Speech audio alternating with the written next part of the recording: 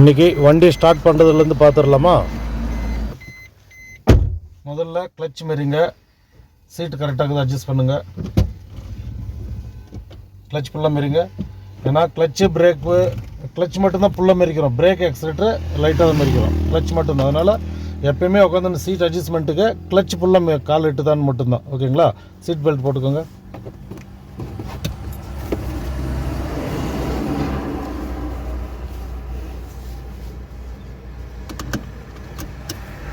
Okay, clutch ஃபுல்லாக கால் மறிச்சிட்டு வண்டி ஸ்டார்ட் பண்ணிக்கோங்க. முதல்ல ஆன் பண்ணுங்கள். டேஷ்போர்ட் லைட் எறிட்டோம். இப்போ கிளச் ஃபுல்லாக மறிங்க.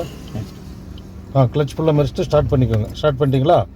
ஓகே, இப்போ அது கிளச் அப்படியே இருக்கட்டும். ஃபஸ்ட் கியர் போடுங்க.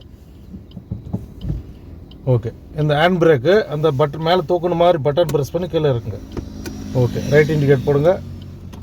இப்போ மூவ் பண்ணுறதுக்கு என்ன பண்ணுறீங்கன்னா ரைட் இண்டிகேட் போட்டிங்களா? ஓகே, இப்போது பிரேக் விட்ருங்க. கிளச் மட்டும் லைட்டாக இன்ச்சாக கொஞ்சம் கொஞ்சமாக விடுங்க. எக்ஸைட் கொடுக்காதீங்க. ஃபஸ்ட்டு எப்பயுமே வண்டி மூவ் பண்ணும்போது எக்ஸைட் கொடுக்கக்கூடாது. கிளச் லைட்டாக விடுங்க. பிரேக் விட்ருங்க. மெதுவாக அப்படியே மூவ் பண்ணுங்கள். ரைட்டுகளுங்க, அப்படியே லைட்டாக ரைட்டுகளுங்க. இப்போ கிளச் ஃபுல்லாக விட்டுட்டு எக்ஸைட் கொடுங்க. நல்லா கிளச் ஃபுல்லாக விட்டுட்டு எக்ஸைட் நல்லா கொடுங்க. கொஞ்சம் ஸ்பீட் ஆச்சா? இப்போ எக்ஸைட் ஃபுல்லாக விட்டு கிளச் மாரிங்க. செகண்ட் கியர் மாற்றுங்க. செகண்ட் மாற்றிட்டு கிளச் கொஞ்சம் கொஞ்சமாக விடுங்க. கிளச் கொஞ்சம் கொஞ்சமாக ஃபுல்லாக விட்டுட்டு அப்புறம் எக்ஸைட் கொடுங்க. கிளச் கொஞ்சம் கொஞ்சமாக ஃபுல்லாக விட்ருங்க.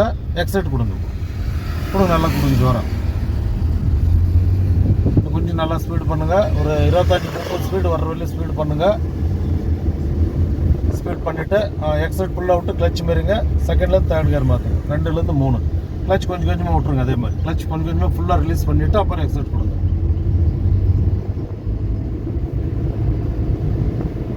இப்போ வந்து 35-40 ஸ்பீடுலையும் போட்டோம். அப்போ தான் 4th கியர் மாற்றணும்.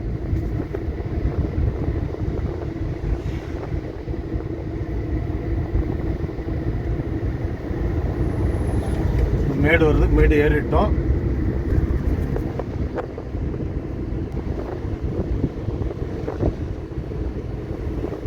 இப்போ எக்ஸைட் ஃபுல்லாக விட்டு கிளச் பாருங்க. 4th கியர் மாற்றுங்க அப்படியே.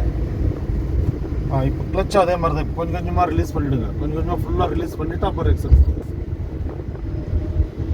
லெஃப்ட் சைட்லேயே வாங்க. பாதி ரோடு இந்த ஒயிட் பெயிண்ட் இருக்குது இல்லைங்களா, அது பாதி ரோடு இந்த பக்கமே வாங்க.